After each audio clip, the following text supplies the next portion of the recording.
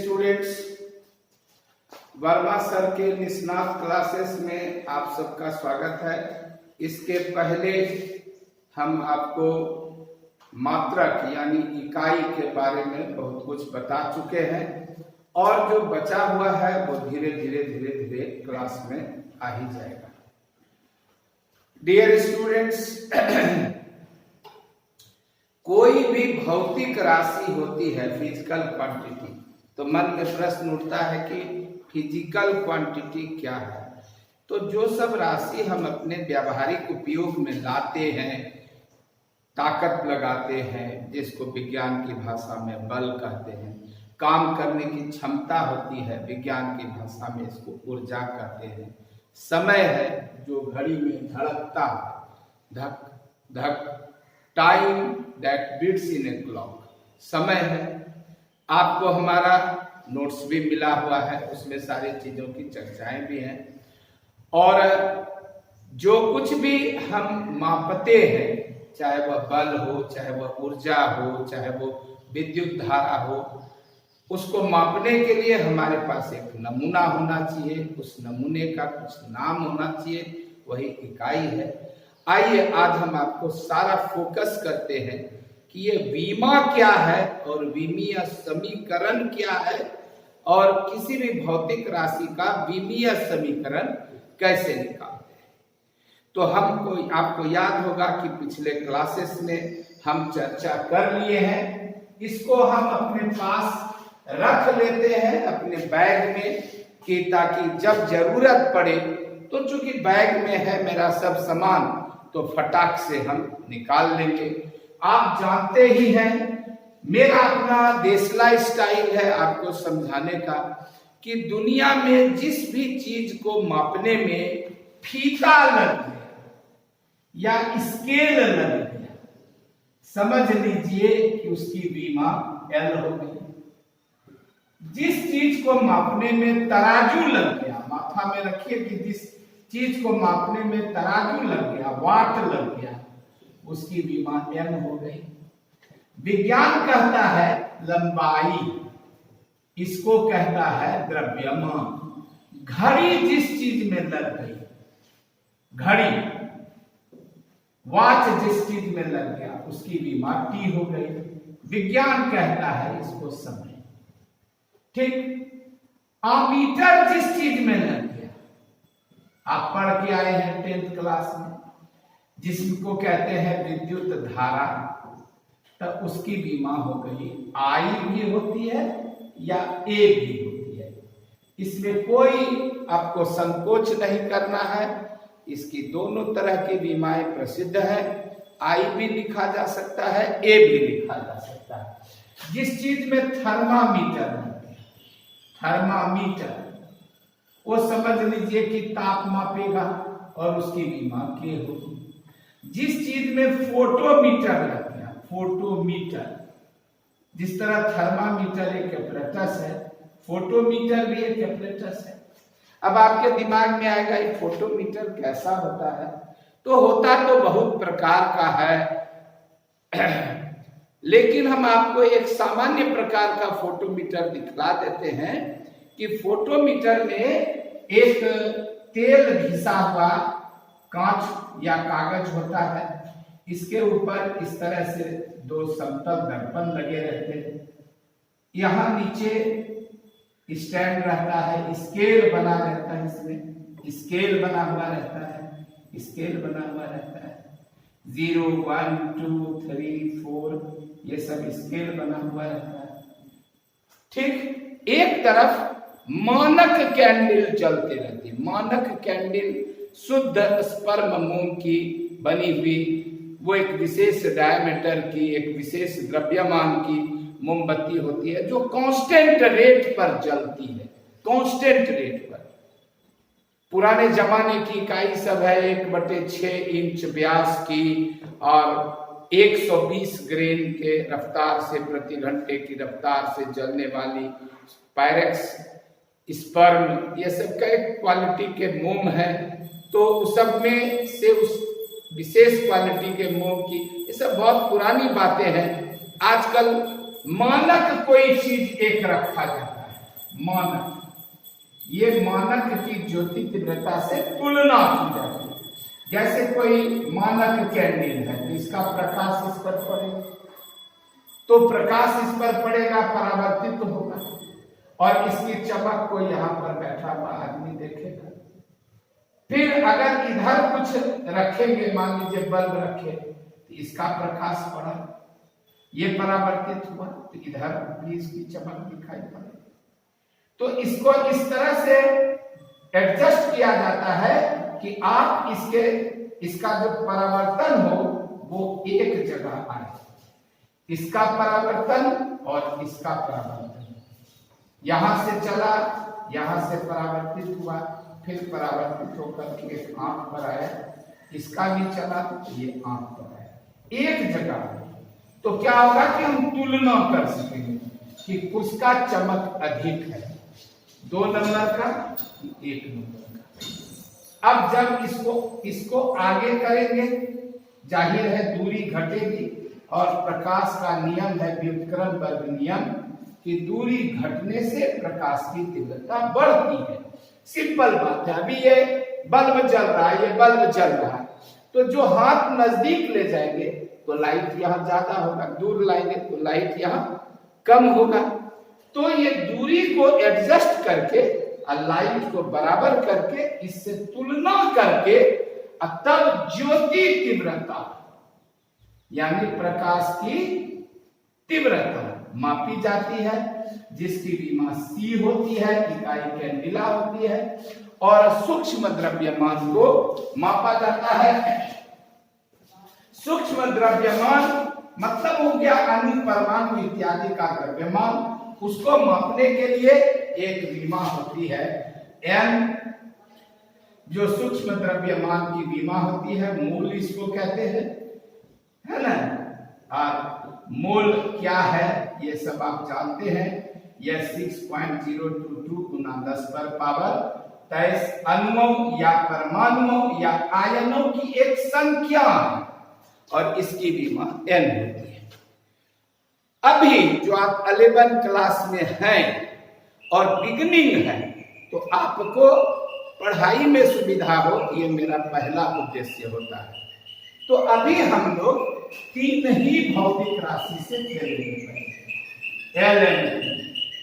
और ये गाना कितना मशहूर है, LMT आई अब कोरोना संकट लाई, बच के रहना मेरे भाई। कि देखो भाई, डिस्टेंस मेंटेन करो, मास्क लगाओ, मास्क से अपने आप को प्रोटेक्ट करो और डिस्टेंस मेंटेन करो, हाथ को बराबर धोते रहो ताकि तुम स्वस्थ और प्रसन्न हो। माय डियर स्टूडेंट्स, अभी हम लोग 3 चीज पर खेलेंगे और इस गेम का हम नाम रखे हैं Verma sir's back gear formula. Back gear formula, B for Barma, B for back, G for gear, F for formula. इससे क्या होगा कि तुमको कोई भी भौतिक राशि की विमा निकालने में बहुत सुविधा होगी।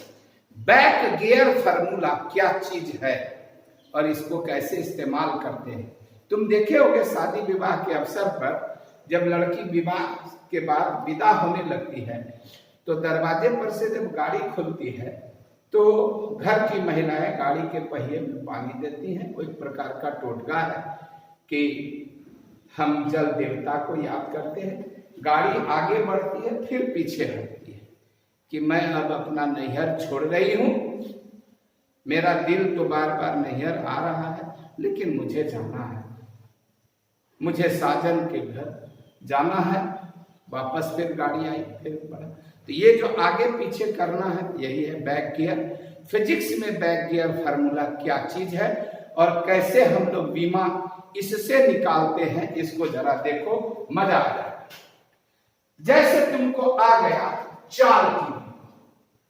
चाल की बीमा क्या, स्पीड की बीमा क्या होती है, तो तुम तुरंत परिभाषा पर चले आप, सोचने लगे कि चाल कहते किसको है, तो तुरंत तुम्हारे दिमाग से निकलेगा एकांक समय में तय की गई दूरी चाल है।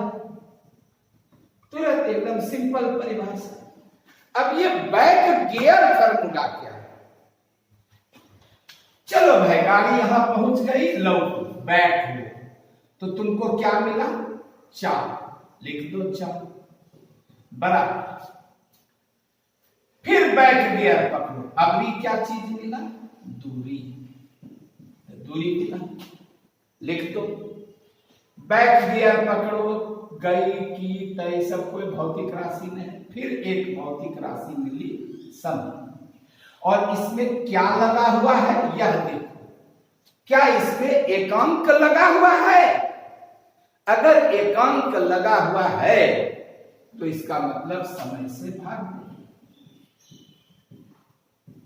यह क्यों? तो तुम बचपन में एकिक नियम पढ़े हो, एकैक नियम पढ़े हो तुम बचपन में। एकैक नियम क्या पढ़े हो? एकैक नियम भाई कि मान लो 10 रुपया में 20 नींबू मिला, सस्ता है नींबू। 10 रुपया में 20 नींबू मिला, तो 1 रुपया में कितना नींबू मिलेगा? जाहिर है 10 से क्या होगा? 20 में भाग होगा कि जोड़ होगा कि गुना होगा? तो भाग होगा। क्यों भाग होगा? क्योंकि यहां एकांक आए। दूसरा कोई उदाहरण देखो, जैसे 4 मजदूर एक काम करते हैं। 4 मजदूर एक काम करते हैं। एक मजदूर कितना काम करेगा भाई? तो 1/4। तो तुम क्या देख रहे हो? जिसमें एकांक लग गया उससे भाग हो गया। क्लियर? चाल का भी अगर फार्मूला पुराना तरीका से भी चलोगे तो t समय में s दूरी, तो इकाई समय में कितनी दूरी? s/t। तो जिस चीज में इकाई लग गया उससे क्या हो गया? भाग हो गया। बस यही समझ कि जिस चीज में एकांक लग गया, की दर लग गया। अभी जैसे इसी की आप दूसरी परिभाषा चुनिएगा, दूसरी परिभाषा, तो दूरी परिवर्तन की दर बराबर चाल। तो दर जहां आ गया ना, समझ लो समय से भाग देना। तो चाल बराबर दर, दर मैंने समय से भाग दी, तो किसमें? दूरी। क्लियर? अब चाल का संकेत तुम याद करो, तो चाल का संकेत होता है भी। दूरी मापने के लिए इनमें से क्या लेकर जाओगे?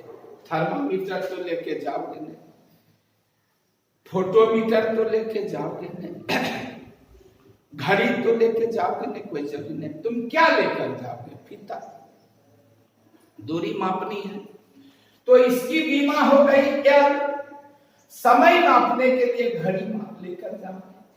और तुम पढ़े हो, तुम्हारे पास नोट्स है हमारा, कि किसी भौतिक राशि को व्यक्त करने के लिए उसमें शामिल एक या एक से अधिक मूल मात्रकों को जिस घात से उठाना पड़ता है, उठाना यानी अगर नीचे है तो इसको ऊपर ले जाना है। जिस घात से, घात माइनस हो जाएगा, चिंता नहीं करना। घात माइनस हो गया तो क्या हो जाएगा? भी का विमीय समीकरण हो जाएगा LT-1। तो ये हो गया रफ। ये सारा चीज क्या हो गया? ये ट्यूशन है, रफ है, ठीक है। परीक्षा में क्या क्वेश्चन आएगा? चाल का विमीय समीकरण और SI मात्रक लिखो। शॉर्ट क्वेश्चन 2 नंबर का, ठीक है। SI मात्रक नहीं। तो तुमको इतना वहां ट्यूशन नहीं पढ़ाना है कि बैक गियर फार्मूला अपना सिंपल तुम तो जान रहे हो, रफ में सब कर लिए हो। तुम सीधा लिखोगे चाल का विमीय समीकरण बड़ी ब्रैकेट में भी बराबर LT-1, या ऐसा भी लिख सकते हो M0 LT-1, क्योंकि कोई भी चीज पर पावर 0 बराबर 1 होता है और 1 से किसी भी चीज को गुना करेंगे तो कोई फर्क नहीं पड़ता। कोई पूछे दे, अगर कोई पूछ कि इससे तुम क्या समझते हो, तब बताना चाल की विमा में द्रव्यमान शामिल नहीं है क्योंकि इसकी विमा 0 है, लंबाई का घात 1 है और समय का घात -1 है, और विद्युत धारा, ताप, ये सब इसमें शामिल नहीं है। अब रहा सवाल SI मात्रक क्या होगा, तो कुछ नहीं, ये लंबाई का मात्रक मीटर, समय का मात्रक सेकेंड -1, इसको पढ़ते हैं मीटर पर सेकेंड। दूसरे तरह से पढ़ सकते हैं मीटर सेकेंड इनवर्स। हिंदी में इसको पढ़ते हैं मीटर प्रति सेकेंड। अब तुम को बता दे, इसका मात्रक मीटर हो गया संकेत में m, इसका मात्रक किलोग्राम हुआ kg, इसका सेकेंड स्मॉल s, इसका एम्पियर बड़ी A, इसका केल्विन बड़ी K, इसकी छोटी CD याद रखें, बीच में कोई डॉट नहीं, और इसकी इकाई मोल होती है। तो जब जो इसकी इकाई की जरूरत पड़ेगी, इकाई का बात हम लोग करेंगे। Just I am coming in a second. आइए आपको BGF यानी वर्मा सर का बैक गियर फार्मूला का कुछ और सीन दिखाएं। एक आदमी आया, कहा घनत्व, तो पटाख परिभाषा में चले गए। एकांक आयतन की मात्रा को एकांक आयतन की मात्रा बराबर घनत्व। तो चलिए बैक गियर फार्मूला पकड़िए। घनत्व पहले लिखिए, घनत्व बराबर मात्रा, मास, डेंसिटी बराबर mass for English medium students, density equal to mass by volume, आयतन, भाग क्यों हुआ, एकांक लगा हुआ। तो बैक गियर फार्मूला जो पहले मिला उसको पहले लिखे, जो बाद में मिला उसको बाद में लिखे। की भी छोड़े, सब तो विभक्ति है, और जो भौतिक राशि मिली उसमें एकांक लगा हुआ है, एकांक से बात। अब वॉल्यूम की विमा, तो लंबाई कौमा चौड़ाई और ऊंचाई या मोटाई या गहराई का गुणनफल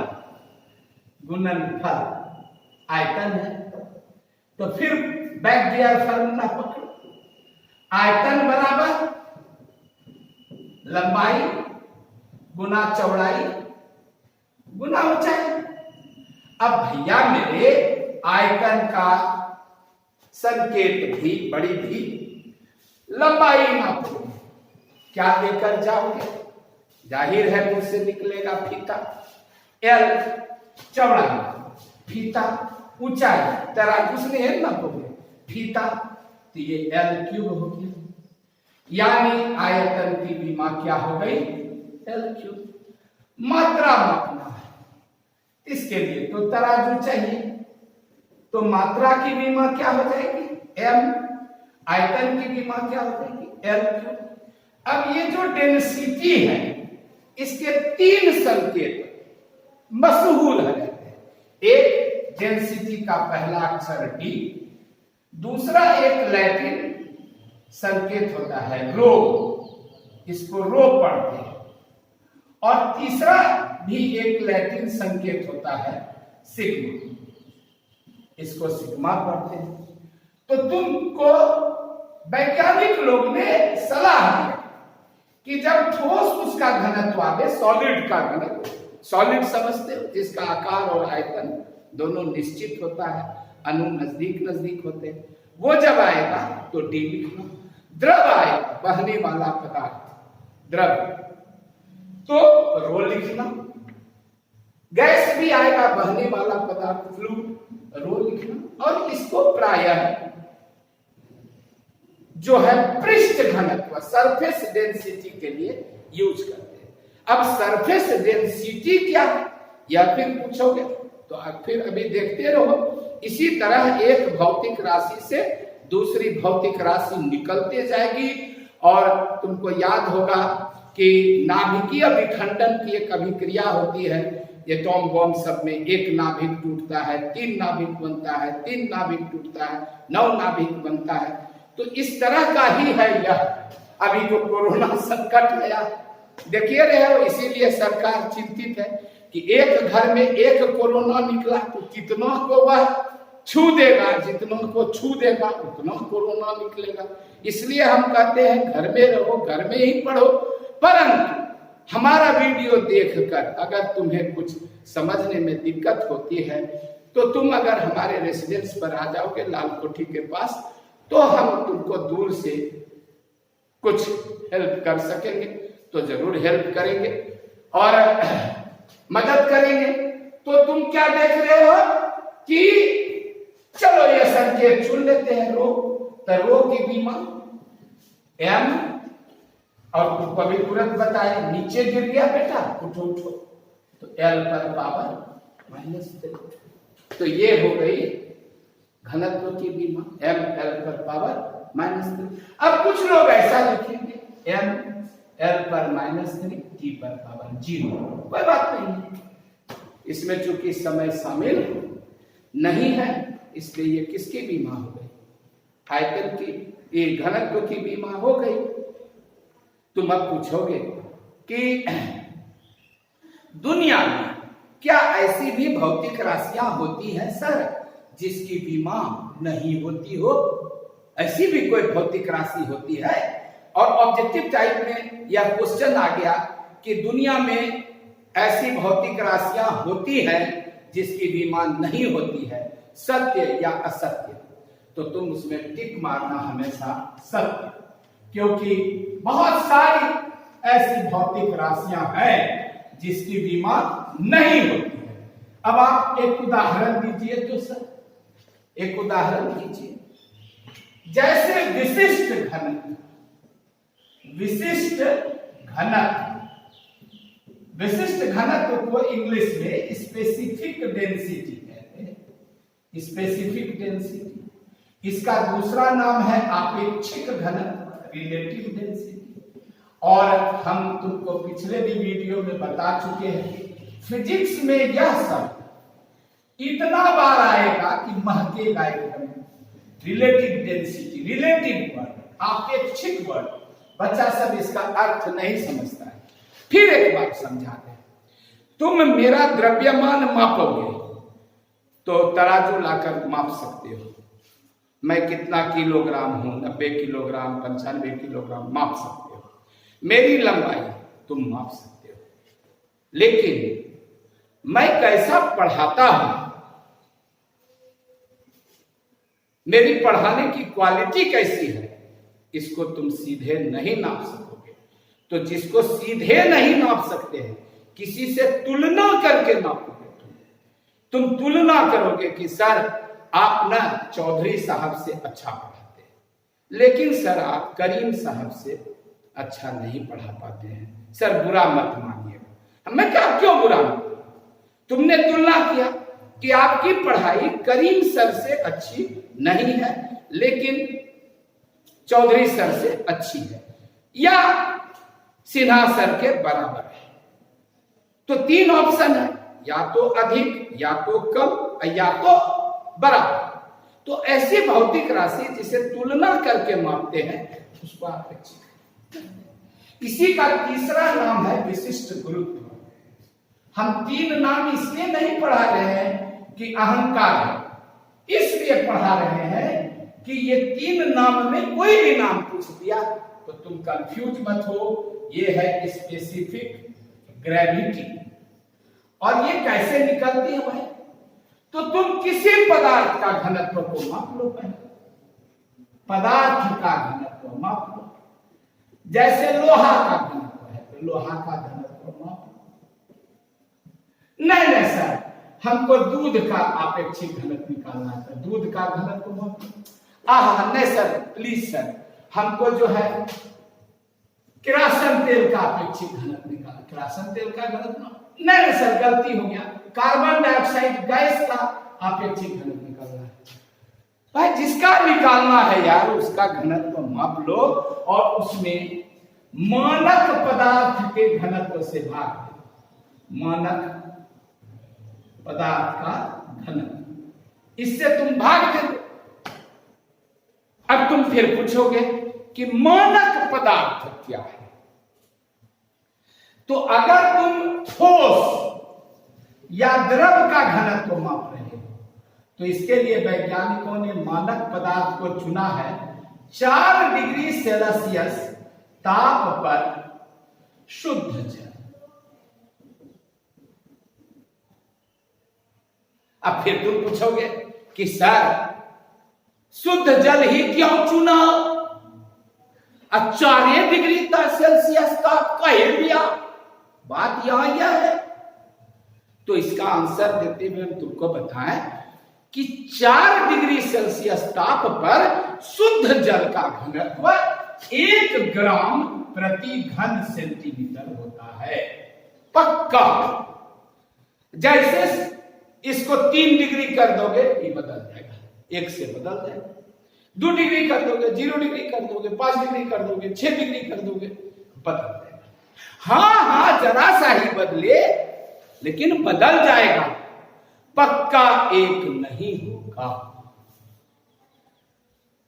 तो मानक पदार्थ क्या हो गया भाई मेरे? 4 डिग्री सेल्सियस पर शुद्ध जल का घनत्व। यह मानक पदार्थ किसके लिए चुनेंगे? जब हम ठोस का या द्रव का विशिष्ट घनत्व निकालें। और अगर गैस का निकालें तब सर, गैस का निकालें तब ऑक्सीजन का निकालें, कार्बन डाइऑक्साइड का निकालें, नाइट्रोजन का निकालें तब सर, तब एनटीपी पर हाइड्रोजन का एनटीपी। फिर देखो तुमको हम बता ही रहे हैं गजब, लेकिन कोरोना है। 1 को हुआ अब 5 को होगा। अब फिर तुम्हारे दिमाग में आएगा कि ये एनटीपी क्या है। बस तुम केवल बोल दोगे सर एन से नॉर्मल, टी से टेम्परेचर एंड पी से प्रेशर। अरे भाई यह तो इसका एब्रिविएटेड फॉर्म हुआ, यानी विस्तारित रूप हुआ। शॉर्ट फॉर्म है एनटीपी और लॉन्ग फॉर्म हो गया नॉर्मल टेम्परेचर एंड प्रेशर। इसको एसटीपी भी कहते हैं, standard temperature and pressure. Standard माने मानक, मानक ताप और दाब, यह भी इसको कहते हैं स्टैंडर्ड टेम्परेचर एंड प्रेशर। लेकिन ये है क्या चीज? खैर अभी तुरंत हम इसको फिर बताते हैं कि ये क्या चीज है। पहले ये कि एनटीपी पर हाइड्रोजन का घनत्व भी इतना ही होता है, 1 ग्राम प्रति घन सेंटीमीटर। क्लियर? और लोहा का घनत्व होता है 7.8 ग्राम प्रति घन सेंटीमीटर। तो अब तुम ही बताओ कि लोहा का विशिष्ट घनत्व क्या होगा? लोहा का विशिष्ट घनत्व क्या होगा? 7.8 ग्राम प्रति घन सेंटीमीटर अब बटे 1 ग्राम प्रति घन सेंटीमीटर। तो ये दोनों भौतिक राशियां आनुपातिक राशियां कहलाती हैं। आनुपातिक राशियां इंग्लिश में those physical quantities which have same unit, same dimension, they are known as quantities of equal ratio. और ऐसी स्थिति में समझने के लिए ये दोनों बीमाएं ml-3 ml-3, जब ये ऊपर आएगा m पर पावर 1 -1 -3 +3 m पर पावर 0 l पर पावर 0, तो क्या होगा?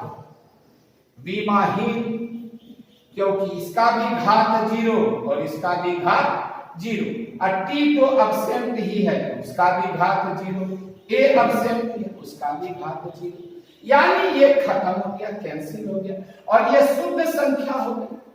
इसलिए तुम देखोगे किताब में लिखा हुआ है पारा का घनत्व 13.6 ग्राम प्रति घन सेंटीमीटर, और विशिष्ट घनत्व तो 13.6। बर्फ का घनत्व किताब में देखोगे तुमको चार्ट मिलेगा 0.9, ये लेकिन मिलेगा विशिष्ट घनत्व ग्राम प्रति घन सेंटीमीटर, और विशिष्ट घनत्व 0.9। पानी का घनत्व तो तुम देखी हो 1 ग्राम प्रति घन सेंटीमीटर। अब पानी का विशिष्ट घनत्व 1 पानी का, यानी विशिष्ट घनत्व को कोई इकाई नहीं होती है, कोई बीमा नहीं होती है। तो क्या केवल विशिष्ट घनत्व ही ऐसी राशि है जिसको इकाई नहीं होती है, बीमा नहीं होती है? नहीं, और भी भौतिक राशियां हैं जिसको इकाई नहीं होती है, बीमा नहीं होती है।